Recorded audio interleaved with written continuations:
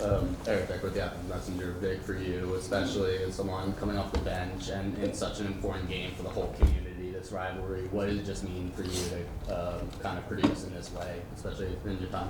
Yeah, I feel like I've always had it in me. I just needed it to come out during the game, and it finally did. It took longer into the season than I wish it would have, but that's the kind of game I was used to having at my old school. So.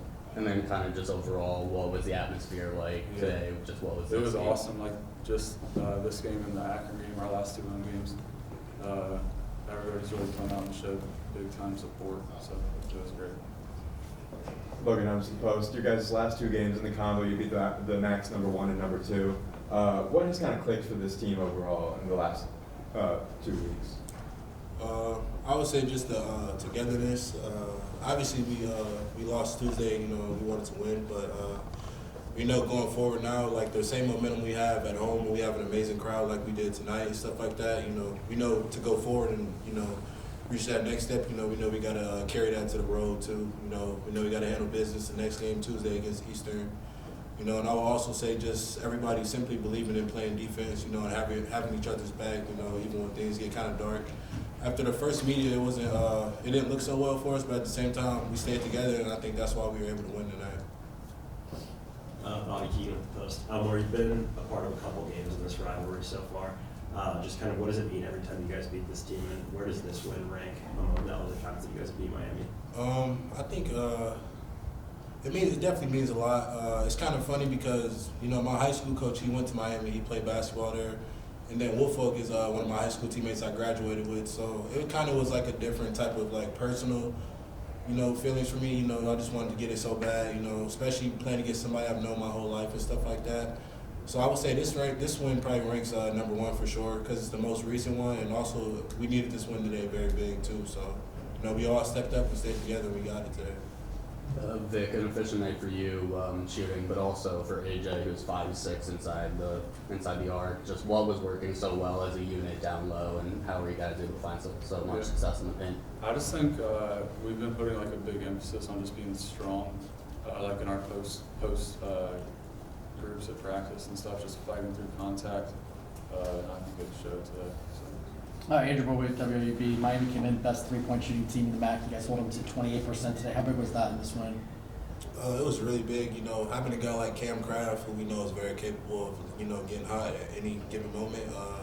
That was very big today, and give credit to people like Reef who play amazing defense. I feel like he made his night very tough for and stuff, and you got to respect every opponent and protect home court at all costs.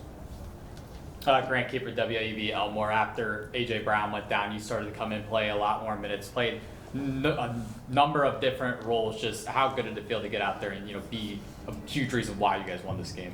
It felt pretty good. I just try to keep in the back of my mind, just make all the winning plays that the team may need. Whether it be scoring, diving on the floor, getting a stop, anything like that. So just feeling like we had a great crowd behind us. I just felt like anything was possible, and I feel like that was what helped energize me and our team too tonight. So that helped a lot. What would you guys say is just the biggest difference between the first time you guys played Miami and tonight? Honestly, I think the crowd obviously plays a big factor in just how comfortable we are at home. But also, I feel like honestly, all of us felt like we should have got that game at Miami. Like we played good enough to win. We just made a few mistakes down the stretch. So we came in confident with like supreme confidence that we could win this game. So. For either one of you guys had the 4 really quick fouls open up the second half, only 2 fouls the rest of the way, while still maintaining really good defensive possession. Just kind of what went into that. I think just listening to our coaches, telling us we got to guard without fouling and stuff like that. We understand we can't put a great team like Miami, on the line like that, especially when the game is like crucial and close like that. So once we all locked in on defense and took people's redeeming qualities away, like that's when the game got a lot easier for us and things started to click. You guys shot 15 of 23 at the rim, won the paint battle by a pretty wide margin. What were you kind of seeing against this Miami interior? We knew the more movement we had, the better it would be. And I feel like when we got like those second and third paint touches instead of, kind of trying to go off the initial and stuff, I feel like that was playing right into their hands. And then at halftime, we talked about just, moving more than we already were. And I feel like that freed up a lot of lanes for everybody. Number one, awesome crowd. I thought 78, 191. We heard them all, and nothing better than a rival game to have a crowd like this. This is what this game's supposed to be like, and I'm glad we were able to do our part. We didn't start off the way we wanted to, but once we did, the crowd was into it, and really helped us to victory. Great team win. We battled some adversity, obviously, in the second half, and guys stepped up. Different guys contributed in different ways, and it was a big win for our program. Eric Decker, the Athens Messenger coach. In the past 2 weeks, you've now defeated the number 1 and the number 2 team in the MAC in terms of standings. Obviously, you guys have to go prove it now away from home, but just what do these type of wins do to the confidence of the team, especially coming in the last week of the regular season? Yeah, confident-wise, it shows you can beat them, right? Now, it's a 40-minute game, and going up to Cleveland, we got 2 regular season games left. We want to finish the right way, especially Tuesday night for senior night, last home game. But it's about playing our best basketball heading into the tournament, and then going up there 3 days, 3 games, trying to find a way to win. And confidence-wise, it'll help. But it's a 40-minute game, and I think in my 6 years here, Akron's obviously a little bit higher than everybody. 2 through 8, there's a lot of really good teams that can win this thing. And if you look at the last 4 years, the top seed hasn't won. So you got to go in with the right mindset and right mentality. I kind of want to mention, you mentioned senior night coming up. It's not exactly senior day today, but AJ Clayton kind of shows out in his final home game in this rivalry. Yep. Kind of say, just what did it mean to kind of see him have this night and just the emotions around it? Yeah, he was awesome. I think after that first war, we really challenged him. We lost some 50-50 balls that we needed to get in a game like this. Those are kind of winning plays. But he was huge. He played confident. He looked good out there. And when AJ Brown went down and we were playing 2 bigs, which we haven't done a whole lot, those guys did a good job together. Bobby Keegan with the Post. Just what would you say is the biggest difference between how you guys played tonight and how you guys played at Miami a couple weeks ago? I would say number 23. We didn't have him when we were at Miami, but I think that the biggest thing was they were taking our turnovers and misses and capitalizing on them, like transition-wise. When we were up 4 in the first half, we missed 3, they come down and hit a 3. We miss a 3, they come down and do an AM1. We turn the ball over, they come capitalize on it. And I thought tonight we did a good job of disrupting them after that first war. To cause 17 turnovers, for them, that's a lot for them, and that's what you have to do to kind of beat them. Because their offense is so good, they got so many people out there.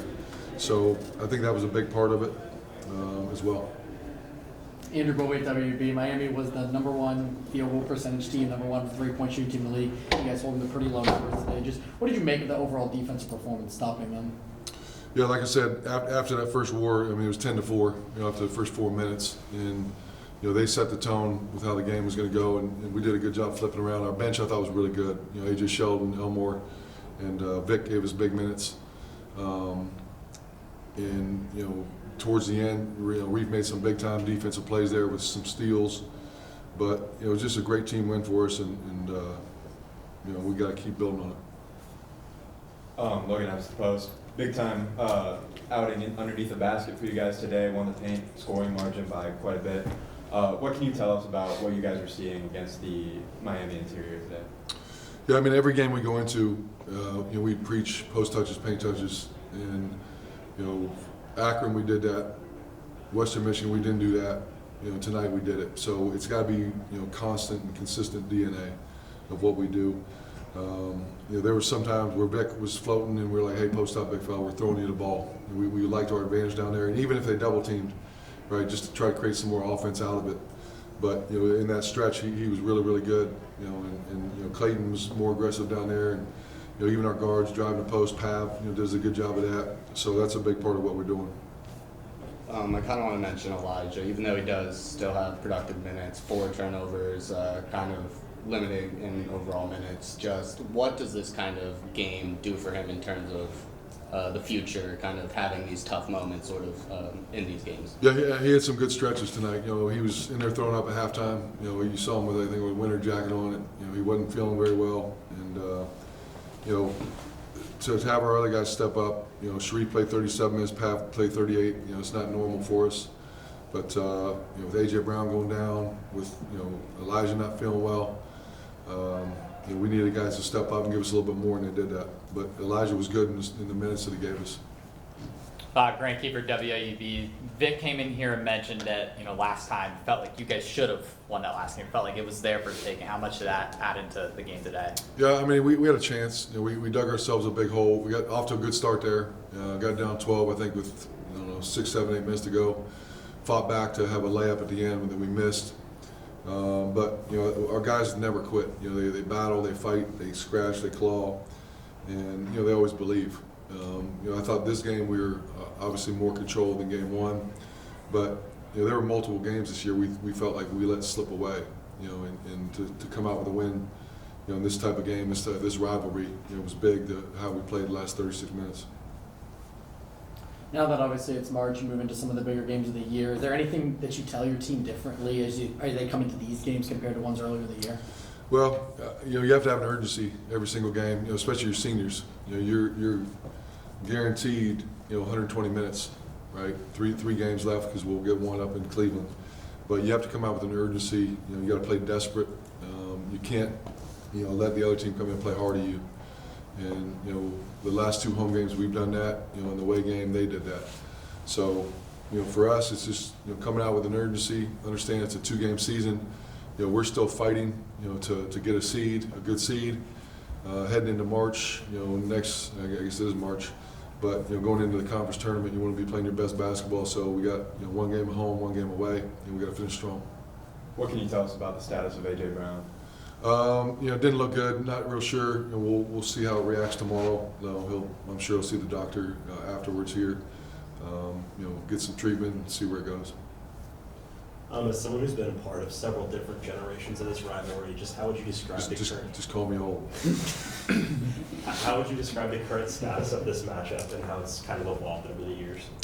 Yeah, I think if you look at it, I think I'm not sure what it is since I've been here, but we kind of had our way, early, and Travis has done a great job of building his roster up. That's the best Miami team that we've played against. They beat us a couple times here. Won a couple years ago. Their senior night, and then earlier this year. So, I think it's a healthy rivalry. This game, the crowd at Miami, should be the way it was. The crowd here against Miami should be the way it was, and that's what makes this thing special. Why do you think that this rivalry's been able to stay prevalent? I guess just in the MAC for so many years. Yeah, I mean it's been through generation and generation, right? And it's always been like that. Battle of bricks. If you go over there, you got brick buildings, brick streets. It's kind of a natural rivalry. It was big when I played. I think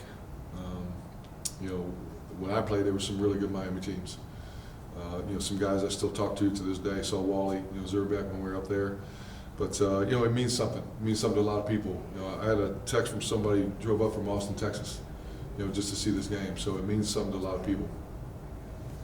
I want to go to a specific moment in the second half where you guys had 4 fouls really quick within those first 4 minutes, only 2 fouls the rest of the way. Still played really good defense the rest of the game too. Just what did you tell your team that kind of led to that? Yeah, that was a weird stretch, right? Picking up foul, and the big thing is I was Shelley's 4th one, and I think at some point Elijah picked up his 4th one in there at some point, but we had to stay together. We did a good job of building the lead out of halftime, and then they made their run. I think they cut it to 5, 56-51, and they're a really good free throw shooting team. Suter puts a lot of pressure on you downhill. Ibsaro puts a lot of pressure on you getting downhill, and I thought we did a really good job of walling up in the paint, not over helping, because that's where they get their threes off of. AJ Sheldon, a team high 14 in the plus-minus category, despite only 1 shot attempt. What was he doing so well to kind of create that? Yeah, and that's why I mentioned him. I thought his minutes were really good. There's a lot of things that he does that's not going to show up on the stat sheet, and to play those 20 minutes, and only shoot 1 time and to have a positive outcome. He's a smart, high IQ player.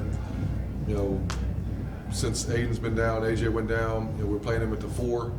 You know, so you know, we threw Elmore James into the 4. He's never played the 4 for us tonight. So you know, he just does a lot of little things that people don't understand and realize they impact winning.